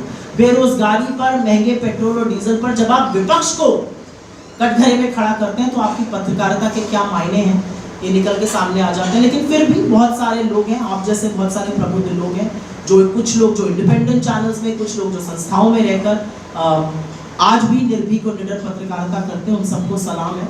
लेकिन I also believe that reason and semblance will find a way, eventually things will even out. Eventually कौन राहुल कहने वाले को राहुल गांधी से हाथ मिलाकर ही आगे बढ़ना पड़ा। तो मुझे ऐसा लगता है कि जो पत्रकार आज पत्रकारिता के नाम पर चरण वंदन कर रहे हैं, it will also find semblance. थोड़ा बहुत आना शुरू हो गया, अभी और आएगा, और यही लोकतंत्र की ताकत है शायद। थैंक यू सुप्रिया जी, आप सबने उनके बहुत ही गहन विचार जाने, एक insightful points you have made. अब मैं जनरल सेक्रेटरी दिल्ली से रिक्वेस्ट करूँगी कि क्वेश्चन आंसर राउंड को लें, और आप सभी सभा में उपस्थित सभी लोगों से मेरा अनुरोध है कि पहले IWPC की मेंबर्स, उसके बाद हमारे गेस्ट। ये हमारी परंपरा है जिसे मैं निभाना चाहूँगी फिर से। तो दिल्ली प्लीज़ इसका ध्यान रखते हुए क्वेश्चन आंसर स्टार्ट करें। Thank you, Paul ji. Welcome everybody once again. And आप लोगों से मैं रिक्वेस्ट ही करूँगी कि you raise your hands and introduce yourself, your organization, and then please put your questions. So, Sarvesh ji, please. नाम तो तुमने बताई दिया, इसकी जरूरत नहीं है मेरी आवाज़। ये आप सबकी आवाज़ बड़ी बुलंद है। इस बार का जो चुनाव था वो बराबरी का नहीं था, ये सब जानते हैं। लेकिन कुछ लोगों का मानना है कि ये खुशी आपको कब तक मिलेगी। पीछे नहीं सुनाई। अरे यार, फिर मैं भूल जाऊंगी। चलिए उनको बोलने दीजिए। ये खुशी आपकी कितने दिन चलेगी। कुछ लोगों का ये भी मानना है कि गोदी मीडिया और मोदी बहुत शातिर हैं कि ये दोनों मिलके आपके इंडिया के जो MP हैं उनको खरीदेगी और अपने उसमें मिला लेगी, जो आज तक का 10 साल का इतिहास है। उसके बारे में आपने कभी सोचा है कि ऐसा भी हो सकता है? मैं 2 बातें कहूँगी और एक थोड़ी धृष्टता से कहूँगी। जो नकली चाणक्य बने घूम रहे हैं ना, इनकी हेकड़ी जनता ने निकाल दी है। जो 56 इंच का बलून था, हवा भर भर के रंग पोत कर एक छवि बनाई गई थी, वो धुल चुकी है, वो बेरंग हो चुकी है। तो मेरा अपना मानना है कि जनता ने एक बहुत बड़ा सबक सिखाया है, और जनता आगे भी सबक सिखाने को तैयार खड़ी है। हमसे भी कुछ गलतियां हुई होंगी 2014 में, जो जनता ने हमें नकारा। इनसे भी वही गलतियां हुई, और बड़ी गलतियां हुई, और जनता ने इतने बड़े मैंडेट को इनको माइनॉरिटी सरकार बना दिया और इनको निर्भर कर दिया अपने घटक दलों पर। मुझे लगता है हम बहुत ओवर एस्टिमेट करते हैं नरेंद्र मोदी जी और उनके परम साथी अमित शाह जी को, और थोड़ा सा अंडर एस्टिमेट करते हैं लोकतंत्र की ताकत को। आज इंडिया ब्लॉक एक साथ खड़ा है, हम हर मुद्दे पर एक साथ खड़े हैं। हमारा आपसे कोई खेत मेड़ का झगड़ा नहीं है। We are not, this is not a personal animosity. मैं पर्सनली नरेंद्र मोदी से नफरत करूं या राहुल जी पर्सनल नफरत करें, वो बात ही नहीं है। हम आपसे एक सैद्धांतिक विचारधारा और एक पॉलिटिकल लड़ाई लड़ रहे हैं, और मुझे इसमें कोई संदेह नहीं है कि देश की जनता ने एक बहुत बड़ा संदेश दिया है। मुझे बिल्कुल नहीं लगता है कि वो ये सारी चीज़ें कर पाएंगे। एक इकोनॉमिक्स में एक थ्योरी होती है, और इकोनॉमिक जर्नलिस्ट थी तो थोड़ा सा उस पर बोलूँगी। आप इन्वेस्ट करते जाते हैं, और इन्वेस्ट पे आपका 10 रुपये आपने इन्वेस्ट किया, 9 रुपये मिलता है, फिर 8 रुपये मिलता है, फिर 7 मिलता है, 6 मिलता है, फिर उसको थ्योरी ऑफ डिमिनिशिंग रिटर्न्स कहते हैं। ये जो जितनी इन्होंने घृणा, जितना इन्होंने ये वॉशिंग मशीन, जितना इन्होंने ED लोगों के खिलाफ भेजी, उससे अब डिमिनिशिंग रिटर्न्स होने लगे। आज ये जो विपक्ष के साथ अगर ऐसा कुछ करेंगे या कर रहे हैं, उसके इनको खामियाजा भुगतना पड़ेगा। 83% लोग जो विपक्ष का दामन छोड़कर भाजपा ज्वाइन किए थे और चुनाव लड़े थे, वो चुनाव क्यों हारे? क्योंकि इस देश में एक आइडियोलॉजिकल चेतना है लोगों को लगता है कि आपके खिलाफ एक बहुत बड़ा ईडी का केस है, आपको 70,000 करोड़ का घोटालेबाज कहा जाता है, आप सुबह डेप्यूटी चीफ मिनिस्टर बन जाते हैं, आपके सारे केस चले जाते हैं। लोग मूर्ख हैं क्या इस देश के? अरे इस देश के लोगों ने ही इस देश की सत्ता को और सत्ताधीशों को पाठ पढ़ाया है। तो मेरा मानना है कि अब जो चीजें इन्होंने 10 साल में करी, अब उनके डिमिनिशिंग रिटर्न्स हैं, नेगेटिव रिटर्न्स हैं। अब अगर ये ईडी को और पीछे छोड़ेंगे, अब अगर ये मीडिया को और काबू में करने की कोशिश करेंगे, अब ये अगर अपनी वॉशिंग मशीन और चलाएंगे, इसका खामियाजा ज्यादा भुगतना पड़ेगा। तो मुझे नहीं लगता कि अब ऐसा ज्यादा कुछ होगा। Yeah, hi, this is Anita Katyal, independent journalist. I just wanted to ask you, there was an expectation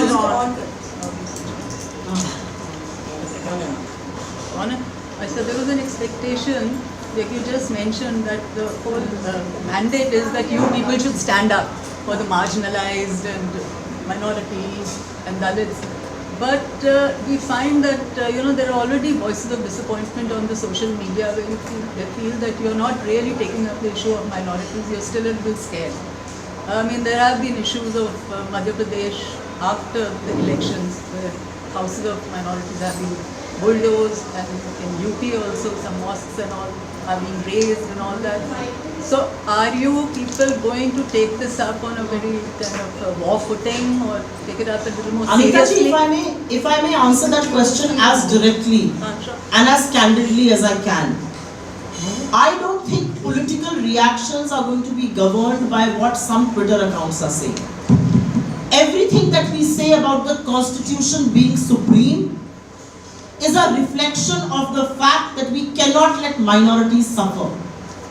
We cannot let religious minorities be intimidated. We cannot let the SC, ST, OBC communities be marginalized. When we talk about the Constitution, that's what we are talking about. To the incidents that you've spoken about, our local leadership has talked about it. I have spoken about it. General Secretary Communication has spoken about it.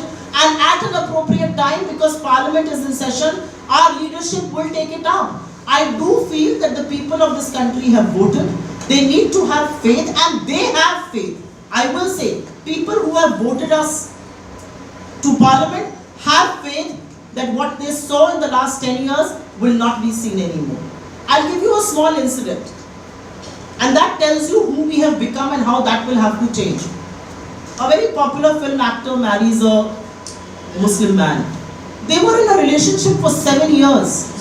They put out that news on their Instagram handle, and I hate to say this, ये हमारे ऊपर धब्बा है, सब समाज पर धब्बा है कि उनको कमेंट्स बंद करने पड़ गए, क्योंकि इतनी हेट उनको फेंकी जा रही थी। पूछा जा रहा था, फ्रिज आ गया आपके टुकड़े काट के। 7 साल से उनकी रिलेशनशिप थी, और 7 साल के बाद वो शादी कर रहे थे। आप उनको दुआ नहीं दे सकते थे, आप कुछ अच्छा नहीं बोल सकते, तो अपना मुंह तो चुप रखते हैं। तो ऐसे लोगों, ये मैंने छोटा सा इंसिडेंट इसलिए बताया क्योंकि ये रिफ्लेक्शन है कि क्या बन गया है समाज, कि क्या ये जो ट्रोल्स है सोशल मीडिया पर, जिनको कहीं सामने नहीं आना, अगर आप ये सामने आएंगे ना, जो आधे ट्रोल्स हैं वो आपके साथ सेल्फी खिंचाते हैं आकर सामने, ये मैं आपको बता रही हूँ। आधे ट्रोल्स जो मुझे गाली देंगे, मैं पहचानती हूँ किसी किसी को, वो जब मुझे एयरपोर्ट पे मिल जाते हैं तो मेरे साथ सेल्फी खिंचाना चाहते हैं। ये असलियत है इन ट्रोल्स की, और ये इनकी औकात है, ये इनकी हिम्मत है। इनकी हिम्मत नहीं कि आपसे खड़े होकर सामने कुछ बात कर लें। So I do feel, I don't think there is any case of disappointment. I think the reason why India has given us the mandate is they want us to speak against religious intimidation. They want us to speak against marginalization of communities. They want us to speak against religious intolerance. And at appropriate forums, we will. Our local leadership, some of us who are in the business of communicating our positions, have already done that. Ji ma'am. Hi Supriya, I'm Chatterjee from the Times of India. Yes. Yeah. So I have 2 questions for you. One is the India. I can hear you loud and clear. Okay. The India opposition bloc has a interesting mandate, and that is exactly the reason why this the momentum of the opposition has come up against diminished BJP and its allies, the NDA. So the point is, the Congress party has this, I mean, there is always this apprehension that, when the Congress party begins on its upward journey, very often, I mean, it's from both sides, obviously. The expectations are high from the allies, because the India coalition is also an alliance, right, just like the NDA. So to keep the alliance together, this whole balancing act of, responding with the allies and keeping them, since Congress is the largest party in that, the maximum responsibility is obviously on the Congress for that. So how does that play out? Is that a big issue that you are already discussing within the party, within the NDA bloc? Within the party, because it is, so that's Sure. one question. The other question is, even in this mandate, your state, UP, has certainly done beyond our कमाल कर expectations. दिया उत्तर प्रदेश ने. But the major states where the Congress and the BJP are pitted against each other almost on a one-on-one battle, have, in some places, in some pockets, Congress has done well, or whatever. In some places BJP has done well. But that is the real place of challenge for the future, taking it further from today. How is the Congress approaching it at the moment? So I will answer your first question. I think it's an interesting question that you put forward. I will make a distinction. India is an alliance. I don't think NDA is an alliance. I think NDA is only being spoken about after 10 years. It was all about Mr. Modi. मैं अकेला, एक अकेला सब पर भारी. The Prime Minister was saying this himself, even though he had coalition partners. So I differ from where I beg to differ is, I don't think India Alliance and NDA can be compared. I think India Alliance and NDA are very different entities. I think there is a huge amount of respect that we have for our coalition partners, however big and small they are. We have a relationship of equals with them. I do believe a lot of your question, and I think that a lot of answer lies in the fact that Rahul Gandhi has assumed the role of the leader of opposition. I think the leader of opposition is not just somebody who is a collective leader of the non-treasury benches. I think the leader of the opposition galvanizes forces against the government, galvanizes voices against the government, and acts as the fulcrum that brings about the opposition together. I have no doubt in my mind to say that even during the election campaign, we saw Rahul Gandhi play that role. We saw the Congress party play that role, and we have to. There's no shying away from it. Congress is the only party that's present from the southernmost tip of India to the north of India, from the east of India to the west of India. We will have to be the fulcrum of, the anti-BJP coalition, the India bloc. There is no shying away from that. I remember on the 31st of December 2022, just in the middle of the Bharat Jodo Yatra, Rahul Gandhi had addressed a press conference on the last day of that year here in Delhi. And he was asked on this alliance, and he had said, there will be places where I will assume a larger role. There will be places where I will step back and I'm going to leave some ground, because if that's what it takes to rein in these forces who are out to destroy my country, I'm willing to do that. And I think you will see a lot of that maturity play out as he has taken up the role of leader of opposition. I do believe that every partnership requires some give and take. I think the innate fact that he treats people with respect. Eventually, politicians are all human beings. Why is it that there were problems in the NDA coalition? I was a journalist, and I remember the Shiromani Akali Dal guys once telling Arun Jaitley ji in his chamber, आपने तो कभी NDA की बैठक ही नहीं करी है, कहने को हम allies हैं. When was the last NDA meeting that happened? It was only when the India Alliance was coming together. And of course now that they need those numbers. So I do believe that there is and I also feel that the BJP in its DNA, in its mindset, first wants to finish its coalition partners. Any state that they enter, and where they have a coalition, where they have an ally, the ally needs to be really on guard. Look at what they did to the Sena. Look at what they did to the Shiromani Akali Dal. Look at what they did, what they have and will do to the JDU. This is their modus operandi. This is how they operate. So to answer your question quite frankly, I think I think opposition is well together, because I think the one thing that binds us together is the supremacy of India's constitution. It is, and incidents should not be looked at in isolation. Every India bloc MP holding the constitution of this country while taking oath or while walking into parliament is a beautiful sight, and that needs to be celebrated. And this was discussed. It wasn't as if everybody just walked in with a constitution. This was, and I hail Rahul Gandhi's leadership. He was the one who actually first picked the constitution during the election campaign, and then it is now in every hand. So I think the fact that he's going to be leader of opposition will resolve some of the issues that you spoke about in the India Alliance. I think your second question about how will it play out in the states where the BJP and the Congress are eye to eye. I do believe in some states it has played out very well. Rajasthan, we've been a big gainer. I think in UP with the SP we've been a big gainer. I do believe that the disappointment came from states like Madhya Pradesh and Chhattisgarh.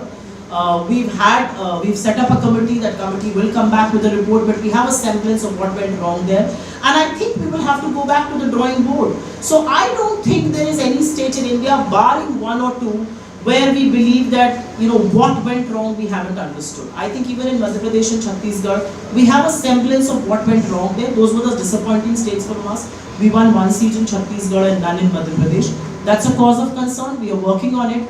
And I don't think we're going to give BJP or serve any free lunches. So you will see work, and you will see us going back to the drawing board even in Madhya Pradesh and Chhattisgarh. Anything on Odisha? So Odisha is a very interesting story. And if I may say this on my own, I think Naveen Babu paid a huge price for being Mr. Modi's Lanky. And he did that for 10 years. But Congress? I'm coming to that. And I think he paid a price for it. They don't have a single member of parliament in the Lok Sabha today, if I'm right. They have very few in the Rajya Sabha. I think his innings have come to a halt at a very low point in his political career. And I think that is what I was talking about. If you ally with the BJP, you are the first one who will be finished. I think the kind of possibilities that Odisha now throws up for a party like the Congress is huge. I think BJD will be a far more diminished force going forward. We have a lot of skin in the game as far as Odisha is concerned, and I do believe Odisha throws up some very, very interesting possibilities, and you will see the Congress seize some of them. I do believe that the BJP is, for all practical purposes, a force that once existed in Odisha, and I think there's a political space for us to take over. This is Simran here, and I would like to ask you one question. Before that, I would like to congratulate that we have a good number in opposition this time. Yes. This is very pride moment for all of us. But another thing is that we are very less number in Lok Sabha.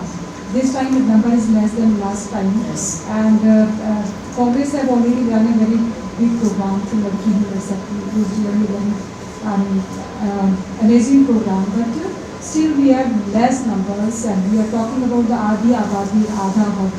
And what do you think about that? How we can achieve that Adha Abadi Adha Hak? Or there is something missing between that? Because still the women who are in parliament, they don't have their own voice. We want more independent voice who can have their own ideology, they can speak independently. So what do you think we need Congress in future? What kind of opportunity for women who are really independent and want to be voice for nation? Look, there is no denying the fact that we need many more women parliamentarians, we need many more women in our legislators, we need many more women to be making the laws that govern this country's population, and yes, half of us. So I do think there need to be many more women in positions of authority, not just in politics but everywhere else. I mean, everything in India is an inverted pyramid. There are so many more women in the bottom, but as you ascend, women diminish in numbers. That's true for our legislators also. I will actually say something which is perhaps more sociological than political. You look at our Panchayati Raj. I think that's where the positive intervention happened. The 33% reservation, some states have 50% reservation. 1/3, at least 1/3, मतलब 30 लाख में से करीब 10 lakh elected women representatives हैं आज. Now you may turn around and say that Pradhanpati and things like that. Well, that's also increasingly reducing. and it will take a while. But for women to be elected and 1/3 of our local bodies to be full of women, I think it's something to celebrate. And I was very, very happy, I was very excited about the Women's Reservation Bill. And I wish the government had the courage to do what we wanted them to do. That's exactly what we had said, that you bring in Women's Reservation Bill with immediate effect, and it would have shown in this parliament. This parliament would have had 1/3 women representatives. But there were so many conditions put on it, first the census, then delimitation, then this, then that. Let's see when it becomes a reality. But to answer your larger point about more women in policy making, without a doubt, and I do believe that women are better policy makers, I think women are better multitaskers, I believe women bring a lot of tenacity as well as empathy to the table. So I do believe we need more women leaders. आपने मेरे हमारे programme का जिक्र किया, लड़की हूँ लड़ सकती हूँ. I think it's a brilliant program. And it is very, very sad that a program like this could not get us the numbers that we were expecting in UP. But I do believe that somebody had to take that leap of faith, and I'm glad we took that leap of faith, that we will give 40% tickets to women candidates. It should have actually been 50%. But we were expecting backlash within the party. Yes, there was backlash. We were expecting backlash from the male bastions. Yes, there was backlash. But I am glad we took a leap of faith. I do feel that political parties, including mine, will have to start constructively thinking about bringing more women in. I do want to inform you though that in our party organization, after the Raipur convention, we have reserved 50% seat for SC, ST, OBC, women, and all of those people under 50. So there's a 50% reservation in which there's a reservation for women as well. I do believe that more women in parliament will make our parliaments more accountable and perhaps more vibrant than they are. Sujata? Yeah. Hello, I'm Sujata. I'm basically a development writer, but obviously politics cuts across everything. So I'm glad you mentioned about the Bharat Jodo Yatra. And I want to go back to both the yatras. The first Bharat Jodo Yatra, it was said that it's got nothing to do with electoral gains as such. And the second one, there was talk about whether the timing is right. Should we be spending more time doing organizational work or galvanizing? So I want to know, in hindsight, what do you think has been the gain of both the yatras, both for the Congress party for galvanizing its workers and for the general electorate? You feel it has had a resounding effect in the election results? I think the mandate of 2024, if you ask me, the point that it began to germinate from will be the Bharat Jodo Yatra. Imagine before September 2022, would anybody imagine that Mr. Modi can be reduced to a minority on his own? I mean, the media made him out to be 400 plus. He was the most powerful man in the country. Nobody could stand up to him. And here was one man who started walking. And he walked 4,500 kilometers of this country from Kanyakumari in the south to Kashmir in the north. And he walked incessantly. He walked despite all sorts of stories being spread against him. He braved the cold, the heat, the dust. Some of us were there while walking with him. My colleague here was there throughout the yatra. Ruchira, she's here with us and she should meet some of you also. So that was a huge leap of faith he took. And the mission then was that there is so much hatred in this country. There are forces of division. And this country needs to stay united, and which is why the name Bharat Jodo came out. And I think it reaped good dividends politically as well as for our people. I think the message of peace, I woke up this morning and I found that video and I reposted it. Nafrat ke bazaar mein mohabbat ki dukaan khol raha hu. I mean, I have seen active politics for almost all my life. My father was an active politician. I have been a journalist, I have covered politicians. I am now a politician. Nobody ever spoke about love and mohabbat. मतलब politics और मोहब्बत में कोई बात ही नहीं करता था. But the reality that today it is a phrase being used in our politics. Today you can unabashedly speak about love, loving your leader, loving fellow Indians, loving each other. I think it's a big it germinates from the Bharat Jodo Yatra. So in hindsight, or even then, I thought this was something that needed to be done. I also think, and I will not, I'm not going to mince my words here. I also think that some of us who have known Rahul Gandhi have always known him to be the man that he is. He's an extremely, extremely formidable man. He is extremely focused on what he believes is right. He is extremely tenacious. He doesn't give in to allegations thrown at him.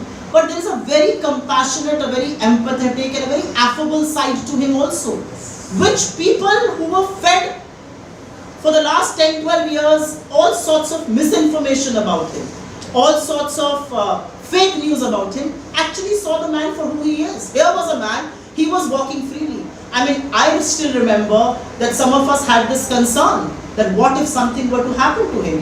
He comes from a family where 2 people have been assassinated. And for him to turn around, and I remember that day, I remember a political person was shot across the border.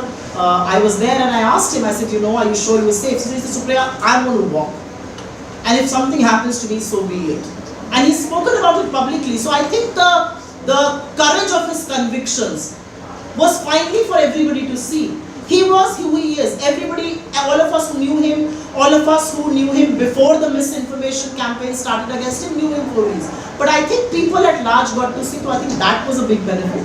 I think BJNY, the Bharat Jodo Nyaya Yatra, was extremely important. I fail to understand when people say he's wasting his time, he should be doing organizational work. What is elections? Or what is politics? To connect with people. And here he was doing away with anybody in the middle. He was not communicating with them through media, social media. He was directly amongst people. And I think it had rich dividends for us politically and also for this country. Manipur. We started the yatra there because we wanted to stand for what was happening, stand against what was happening in Manipur. We started the yatra from there. The yatra culminated in Mumbai. We won 2 seats in Manipur. We won Nagaland, we won Mizoram. And that's on account of the fact that we took the leap of faith. He met people. The whole Nyay campaign of the Congress party. Yuva Nyay, Shramik Nyay, Kisan Nyay, Hissedari Nyay, Mahila Nyay. It came about, our manifesto that was so talked about, apart from the fact that the Prime Minister was lying about it, but I think we got very positive commentary on our manifesto. And our manifesto actually came about during the 2 yatras. It was actually a culmination of whatever we picked up, whatever people told him. He kept meeting groups of people. Between the 2 yatras, he was meeting farmers, he was meeting mechanics, he was meeting carpenters. You have to meet people of this country to understand what works and what doesn't work for them. I'll give you a very small example. I was an editor of a business news channel. I had done, 2017 is when the GST launched, 2019 I went to contest an election. I must have done 100 shows on the GST. Getting experts, getting one finance minister, getting another finance minister, getting global guys, getting the market gurus. I understood GST in a sweet shop in Maharajganj. Because there were 8 items that had different GST rates. And that's when I understood, oh my God, this is how tough it is for these guys. We can sit in our AC studios, we can get the best guests possible from the finance ministers, we can be at Davos discussing the biggest tax reform in the country. But this is how it translates. I was at a sweet shop in Maharajganj, 2nd or 3rd day of campaign, April 2019, and that man tells me, ये 8 चीजों पे 8 अलग-अलग GST है. And I remember calling up a friend of mine who was also a journalist, and I said, you know what, I understood GST today. I never understood while I was sitting in my high pulpit knowing everything about the goods and the services tax. So I do think that these yatras had a big role to play in the mandate that finally came about. One question I remember now. She has, there have been reports that there are about 100 seats. Mic पे बोलो. Keep the mic closer. Yeah. There are reports that there are about 100 seats where the margin of victory is between 100 to 200. So that's a wrong figure. That's a wrong figure.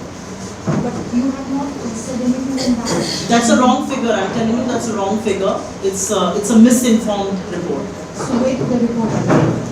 I don't know, from social media somewhere. But you have not refuted that publicly. WhatsApp university. It must have come from a WhatsApp university. Yes, true.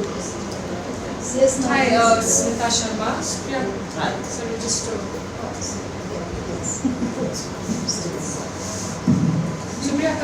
पिछले कुछ सालों में काफ़ी मुख्य धारा की media से journalists ने इंडिपेंडेंट प्लेटफॉर्म्स को ज्वाइन किया है सरकार ब्रॉडकास्टिंग बिल लेकर आ रही है, उसको लेकर बहुत चिंताएं जताई जा रही हैं, खास करके जो लोग यूट्यूब पर काम कर रहे हैं उनके खिलाफ क्या कुछ एक्शन हो सकती है?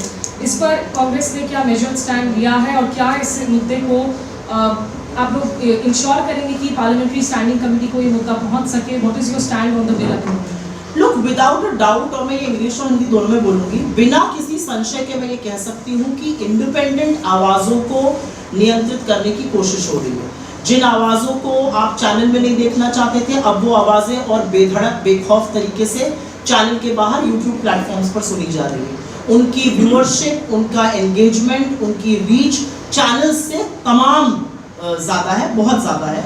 और वो असहज सवाल पूछते हैं और उन तथ्यों को दिखाते हैं जिसको मुख्यधारा का मेनस्ट्रीम मीडिया नहीं दिखा रहा है। तो सरकार उससे परेशान है, सरकार उससे असहज है। ये जो ब्रॉडकास्ट बिल लाने की बात हो रही थी, ये पिछली सरकार से इसकी शुरुआत हुई थी, पर मुझे ऐसा लगता है कि हिंदुस्तान की जनता ने एक संदेश दे दिया है, और वो संदेश है कि अभिव्यक्ति की आज़ादी का दमन करना बंद कर दीजिए। And I think the collective wisdom of parliament will not let more voices that voice the truth, that ask the uncomfortable questions, that hold the government accountable be drowned. Our official stand is very clear. There can be no legislation, absolutely no law that drowns, that diminishes, that dampens the freedom of speech and expression. Independent journalists at large have kept media alive. They have asked questions of us, they have asked questions of the government. They have done what mainstream media should be doing.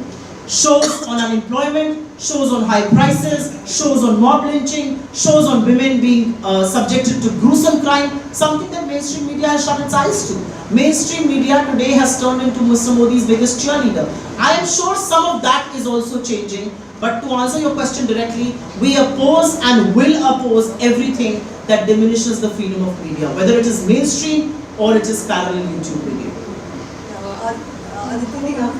My question is, it builds up on the previous Please introduce yourself, please. My name is Priyanka Ishwari. I'm an independent journalist. I want to know, do you think you can tell us if Congress MPs will raise the matter of prosecution of religious minorities in the parliament? And secondly, what about cases of targeting of minorities in Congress-ruled states and the allegation that the party is not doing enough to counter it? So I think I answered some of that question before you walked in. That was the second question asked of me. There is no doubt that when we speak about the constitution of this country being upheld at all costs, we stand for religious minorities. We stand for the marginalized. We stand for all of those people who are at the receiving end of intimidation, who are at the receiving end of intolerance. And without a doubt, we will be raising our voice against that, whether in parliament or outside. As far as the question about allegations on our state governments is concerned, I will stand in defense. I do believe that law enforcement agencies act, and they act with all their might against people like these. If there are a stray incident here or there where law enforcement has been found wanting, and if it is brought to our notice, we will definitely take it up. But I do believe that political, law enforcing and police action cannot be taken on the basis of a 180-word tweet. Meenakshi Bhattacharya from financial world. मैं हिंदी में ही सवाल करूँगी। बिल्कुल। Basic समय eastern part से बहुत ज़्यादा participation Congress को मिला, लीडरशिप भी मिला, अच्छा लीडरशिप मिला। कहाँ से? Eastern part of India. जी। और अभी क्या है, ईस्टर्न पार्ट ऑफ इंडिया में कांग्रेस एकदम खत्म हो गया है। थोड़ा बहुत जो भी बंगाल में बचा हुआ था वो 2 से अभी इस बार चुनाव में 1 आया है। क्या आपका ममता जी के साथ रिलेशन की वजह से कोई खिंचतान है? क्या सीन है? क्यों कांग्रेस इतना पूरी पोजीशन में आ गया है ईस्टर्न इंडिया में? मैं सबसे पहले तो ये क्लियर कर देना चाहती हूँ कि ममता दीदी और टीएमसी इंडिया ब्लॉक का हिस्सा है। हम उनका सम्मान करते हैं, वो हमारा एक इम्पॉर्टेंट घटक दल है। उन्होंने मोदी जी को बहुत बड़ी शिकस्त दी बंगाल में, और इसके लिए उनका साधुवाद। इसके लिए I hail her leadership for having done that. I do believe that we need to cover. मुझे ऐसा लगता है कि बंगाल में जो हमारी खोई हुई ज़मीन है और साख है, हमें बिल्कुल उसको वापस पाने की कोशिश करनी चाहिए, और हमारी लीडरशिप इस पर विचार करेगी। मेरा अपना मानना है कि आपके सामने जब समस्या बहुत विकराल रूप लेकर खड़ी होती है तो कहीं पर आप समस्या का समाधान करने के लिए दिल बड़ा और अपने कदम पीछे खींचते हैं और कहीं पर आप कदम आगे करके लड़ाई लड़ते हैं। मुझे लगता है पश्चिम बंगाल में हमने अभी तक टीएमसी को वो लड़ाई लड़ने का मौका दिया और उन्होंने वो लड़ाई लड़ी। हमने चुनाव अलग अलग लड़ा, लेकिन मैं पूरी तरह से आश्वस्त हूँ कि हमारी लीडरशिप को हमारी बंगाल की जो इकाई है उस पर फोकस करना पड़ेगा और हम करेंगे। Small question. Sure, please. ये दे दो माइक, दे दो आप। Nisha, can माइक you दे please दो। It's okay, actually, I don't think that gadget is functioning. Yeah. It's working. Anyway, what I wanted to ask you was, because this unemployment was one of the reasons as to why this mandate came about, right? And of course, the CSB's survey also showed that it was people's perceptions of their livelihood that ultimately sort of led to that kind of a voting pattern. So how does the Congress, as being the largest constituent of the India bloc, plans to take this forward in its concrete terms?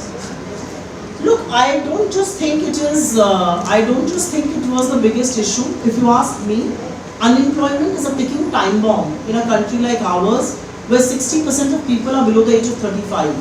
And instead of talking about it, instead of actively looking for solutions, I think the government chooses to look the other way. We had a plan about it, and we are willing to engage with the government positively on some of these things. There are multiple things that can be done. If you ask me, filling government vacancies is the first step that you can take. 30 lakh positions vacant. For what good? Why are those positions vacant? They don't just employ the unemployed people, they also give representation to the marginalized, to the SC, ST, OBCs under reservation. So you deny them the right that exists in the constitution. So I think the first place to go to is that. The second is to realize which are the job guzzlers of the Indian economy. And we've said it in our manifesto, we are willing to say it again.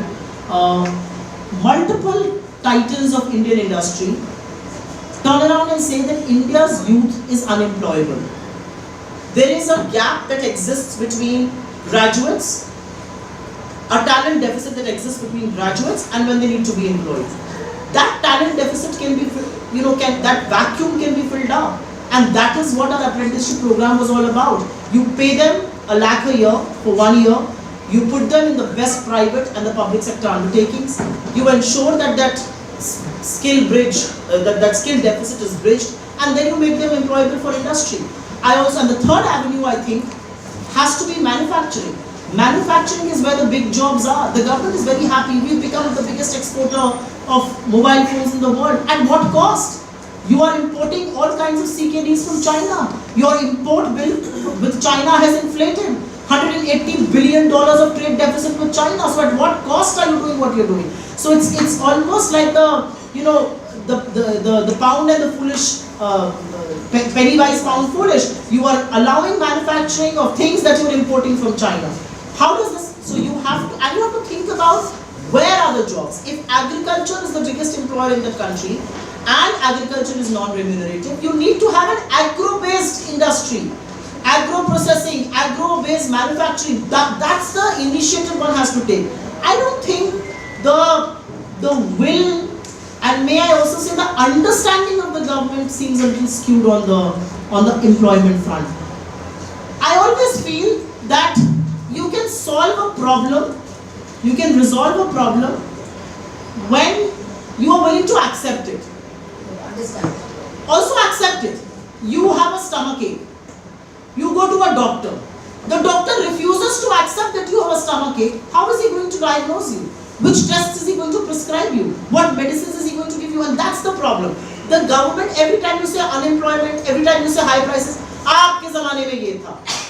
Germany में ये है. You look at US per capita. They are silly. You talk to them about high prices, they say US में भी ये है. अरे US का per capita आपसे 7-10 गुना ज़्यादा है. यहाँ पर वो नहीं है.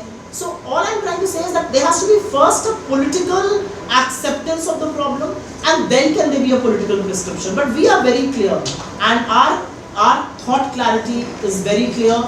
Where do we see the jobs? We see the jobs in the things that we spoke about. Ji Unemployment से related please next person मैंने बोला sorry. come forward here and introduce yourself. Just finish this.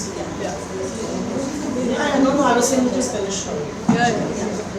Hi. We can hear you. We can hear you. I'm Gayatri Sinha Srivastava, independent journalist. My question is, what is the official position of the Congress Party on what's happening in Gaza? There have been some unconfirmed reports that weapons manufactured in India are being used there. You know, what is? I have a very strong personal opinion on what's happening in Gaza. And especially when you see the visuals that's coming out of there. But I do believe, as a responsible opposition, I think our position on Gaza has to be articulated by the elected government of the day. And I think, as far as matters of national security, as far as matters of foreign policy are concerned, we should be consulted, we should be talked to, but eventually it has to be articulated by the elected government of the day. My personal opinion on Gaza, I have a very strong personal opinion on it, but that is for a book I'm going to write one day and not for the mic here. I mean, the kind of visuals that one sees from Gaza and the kind of visuals of children and common citizens, I think it leaves a lot to be desired. So this is the last question from the audience as well as. Okay. Any guest who want to ask? Yeah, that's fine. I just want to ask one question. So this is regarding Mr. Rahul Gandhi now as leader of opposition.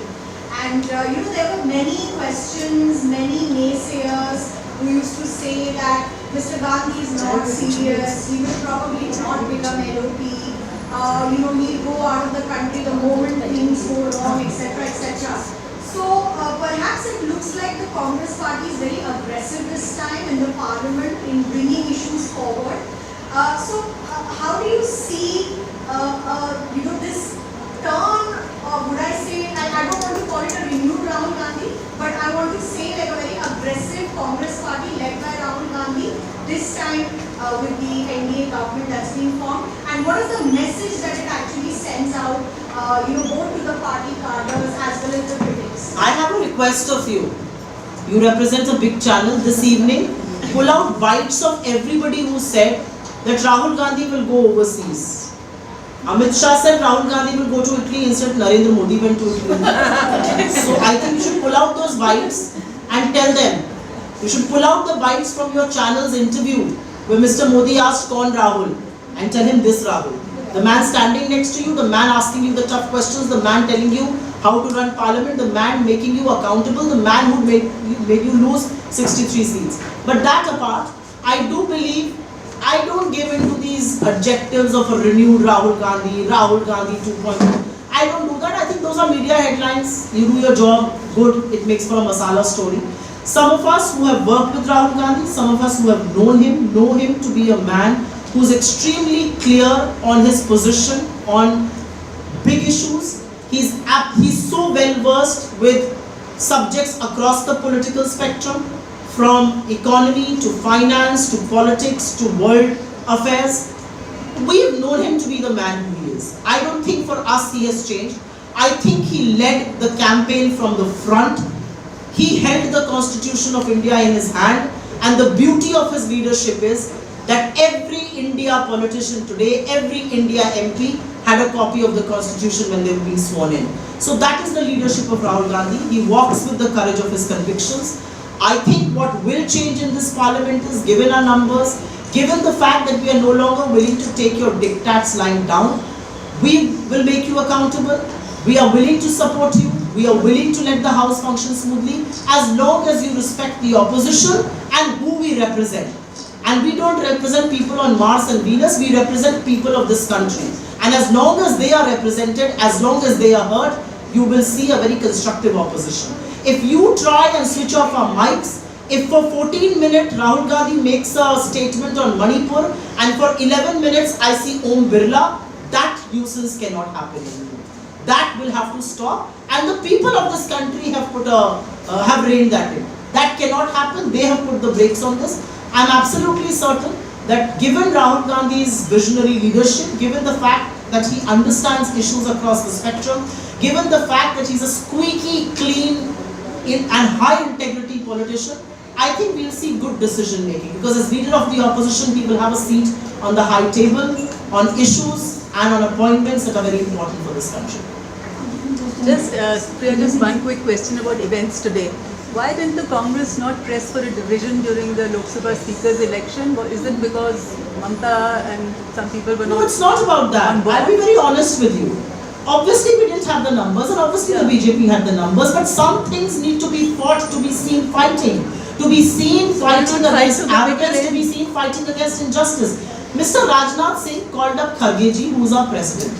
He said, please support our candidate. Kharge ji said, we are willing to do that. But according to custom, give us the deputy speaker role. And I have an entire list of deputy speakers who have come from the opposition, even in the BJP governments, including in the Congress governments.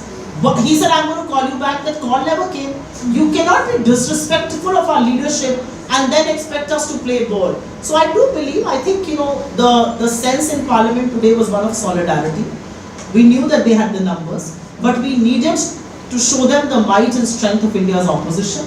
And I think they've got a taste. But you could have done that by both calling. No, I do think the first day of Parliament, we also wanted to show a sense of solidarity. Yeah. We will not do stuff in Parliament to make for a good newspaper headline. That I can tell you. Rahul Gandhi is not a trigger-happy, event-GV, camera-GV politician like we know who he is. Yeah, please. अगर चुनाव होता है तो क्या उसमें भी विपक्ष अपना उम्मीदवार उतारने के बारे में सोचेगा? विपक्ष तो भी बहुत कुछ करेगा, आगे आगे देखते जाइए।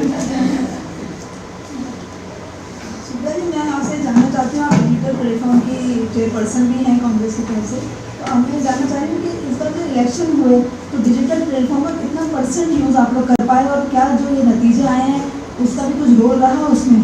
नहीं, मुझे लगता है हमने काफ़ी यूज़ करने की कोशिश करी, लेकिन कभी भी कोई चीज़ पूरी नहीं होती, और मुझे लगता है कि बहुत बड़ा एक अपॉर्चुनिटी एरिया है डिजिटल में करने की, और स्पेशली डिजिटल पे शायद निष्पक्ष पत्रकारिता, शायद निष्पक्ष कमेंट्री ज़्यादा है दैन मेन स्ट्रीम में। मुझे लगता है डिजिटल में अभी भी स्पेस ऑपोजिशन को दी जाती है।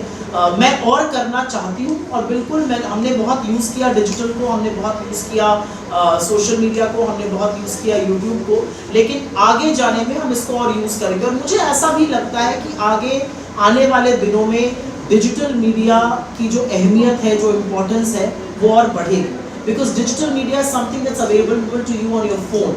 So is mainstream media, but you still have to log in, you still have to, and I think the more and more digital media speaks the truth to power, the more reliable, the more integrity, the more trustworthy they are. तो मुझे लगता है करना पड़ेगा और करेंगे।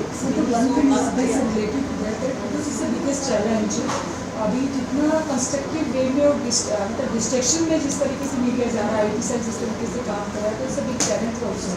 What do you think about that? क्या मतलब, क्या चैलेंज? जो डिजिटल मीडिया है एक तरफ बहुत कंस्ट्रक्टिव वे में काम कर सकता है, बिकॉज इंडिपेंडेंसी है। देखिए, हमारा DNA है, और हमारा DNA ये नहीं है कि हम किसी के खिलाफ फेक न्यूज़ फैला सकते हैं। हम चाहे भी तो हम नहीं फैला सकते, क्योंकि हमारा DNA नहीं है। सामने वाले का DNA है, तो उससे तो हम सच से लड़ रहे हैं। जब हम फील्ड में उसको सच से लड़के हरा रहे हैं, तो डिजिटल में भी सच से लड़के हराएंगे। I do believe that digital, you're right, it's a double-edged sword. There is a lot of misinformation that gets weaponized. There's a lot of fake news that is peddled against our leaders, against some of us, which is okay. How does it matter? But the generations, because of the emotionally and intellectually, they are disturbing. The patterns are being broken. Like you are talking about the कि individually आप एक दूसरे के ऊपर tolling होना शुरू हो जाता है, मैरिज को लेकर भी जिस तरीके से हिंदू मुस्लिम की जिस तरीके से स्टेटमेंट, तो नाउ इट्स इम्पैक्ट डायरेक्टली और indirectly on the society and in the individuals mindset also. I don't know if you've seen the numbers. The INC across platforms has lesser followers than the BJP.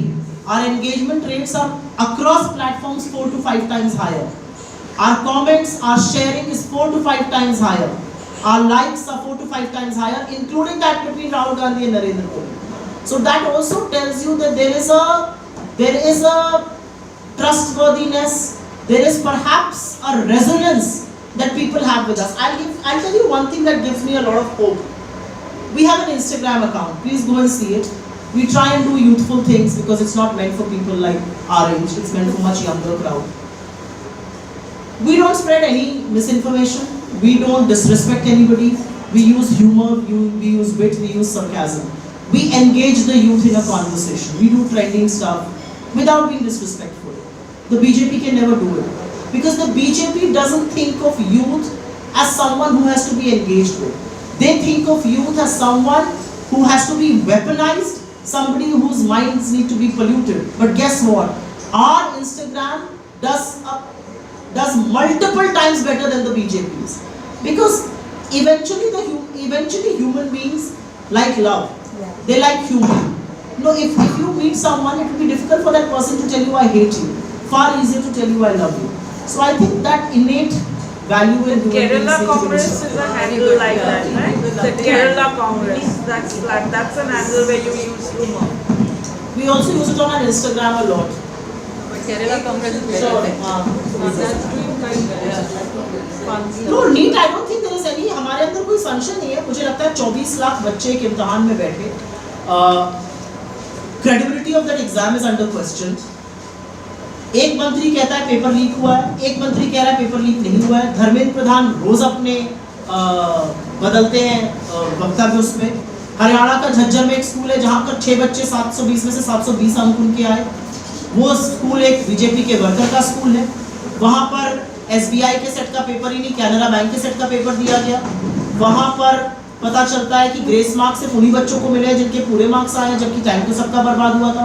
तो बहुत सारी ऐसी चीजें हैं that put the government in the dock.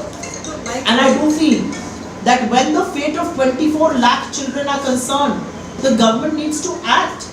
What is the government doing? Buying time from one day to the other. In that context, I just want to ask something. If you remember the UPA 1 government when it came in, soon after, Shibu Soren had to resign because of the pressure from the robust opposition, which was BJP then, from the coal ministry because of a scam. So, can we expect rejuvenated opposition to take it to a situation there in terms of all the exam scams that are coming out? I think we are voicing that we are really putting our might behind the youth. We don't want to politicize this situation. But if 2 exams get postponed and cancelled and 2 papers are leaked, which cumulatively affect 34 lakh students in this country across fields of science and humanities, what kind of an education system are we running? I don't think we understand the import of this. I was just sitting with someone and I said, India's education system is considered the best in the world. We have exported some of the most top-ranking CEOs in the world. From Satya Nadella to Sundar Pichai to Ajay Bagga to Arun Sareen. I mean, you name the guys. The biggest tech titans in the Silicon Valley are all Indian educated. Today, it puts the Indian education system under a scanner.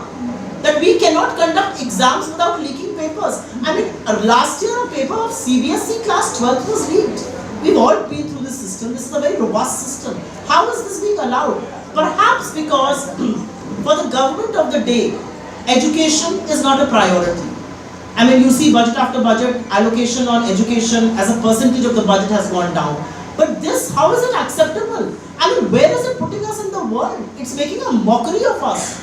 When Satya Nadella took that charge, I remember the first thing he said was, I went to Manipal to study, and Manipal is not an IIT, and even then we could produce a man who could lead Microsoft and take over the reins from Steve Ballmer. But look at things today. मतलब हम एक paper ही नहीं करा पा रहे बिना paper leak हुए. ये क्या तमाशा है भाई? And the Prime Minister has not spoken a word on NEET. Not a word. The Prime Minister has time to go to Italy. The Prime Minister has time to do photo shoots. The Prime Minister doesn't want to speak on Italy, on NEET. He doesn't want to speak on NET. He doesn't want to speak on NEET PG. I don't get it. इसी से जुड़ा ये है कि हम last question and then Sujata has one and then we NTA के against इसको dissolve करने के लिए we will just bring up some voice. I don't think it's a problem with the agency. NTA problem नहीं है. NTA में जो लोग भरे हुए हैं वो प्रॉब्लम है। आप अगर हर एजेंसी में आरएसएस के गुर्गों को भरते जाइएगा तो उनकी अलीजियंस आरएसएस से है, उनकी अलीजियंस इंडिया के एजुकेशनल रिफॉर्म्स, इंडिया के एजुकेशन सिस्टम से नहीं है। आज भी एनटीए में आपने एक व्यक्ति को ट्रांसफर किया, सैक किया, भगवान जाने क्या किया। What about the main guys? Why do they continue? What is the accountability of Pradeep Joshi? Why is he there? Because he's an RSS guy. It's never an agency that's a problem. ED is not a problem. CBI is not a problem. The people you have put in to do your bidding, that's the problem. Because they don't have allegiance to India's constitution or India's youth or their future. They have allegiance to RSS and to you. That's the problem. Yeah, we'll take it after this. Last. Okay. मैं आपको थोड़ा सा पीछे ले जाना चाह रही हूँ और थोड़ा हल्का सवाल है कि मैं ये जानना चाहती हूँ कि क्या जिस वक्त राहुल गांधी भारत जोड़ो यात्रा कर रहे थे या जिस वक्त वोटिंग हो रहा था या जिस वक्त रिजल्ट आने वाले थे, क्या आप लोगों ने ऐसा सोचा था कि आपको इतनी ज़बरदस्त मैंडेट मिलेगी या ये आपको सरप्राइज की तरह लगा? जैसा कि बहुत 200% हमें पता था कि हमें ये मैंडेट मिलेगा। मैं इस लिबर्टी पर नहीं हूँ, मुझे राहुल जी ने एग्जैक्ट नंबर भी बताया था। We were absolutely certain of how the mandate will be. हमें मैंडेट इससे ज्यादा बेहतर की थोड़ी उम्मीद थी, हमारी 15-20 सीटें उससे कम आई, लेकिन हमें बिल्कुल उम्मीद थी कि ऐसा मैंडेट होगा। वही मैं कहती हूँ, चकाचौंध स्टूडियोज में शायद सच नहीं दिख रहा था, लेकिन जब हम धूप धक्कड़ की रैली में जो उत्साह लोगों में दिख रहा था, मतलब फूलपुर और इलाहाबाद की रैली में लोगों ने बैरियर तोड़ दिए थे, रैली हो नहीं पाई थी। राहुल जी और अखिलेश जी को स्टेज पर बैठकर एक दूसरे से बात करनी पड़ी थी, तो वो दिख रहा था कि क्या माहौल है देश का। हमें इसमें कोई संशय नहीं था कि इंडिया गठबंधन बहुत अच्छा परफॉर्म करेगा। I'll speak like that only. You spoke about what you think about Gaza and your thoughts on the Gaza-Israel crisis. I just speak about my thoughts. You said you would write it in a book. Yeah. I said I feel very strongly, but I think it should be left to the elected government of the day to articulate our national position on it. Would you then want to share your comments about the controversy that has erupted after Mr. Owaisi's oath taking happened? I think any oath taking in Parliament should be in line with the Constitution of India. I don't think an oath should be taken which creates an unnecessary controversy. I wish and I hope that there will be a day in our democracy where each one of them will take an oath stating their allegiance to the Constitution. Even when you talk about India is a sovereign, socialist, secular, democratic republic, anything that you say out of it is anti-democracy, is anti-constitution. So when somebody says Hindu Rashtra, no, we are a secular country. I would also want to remind them.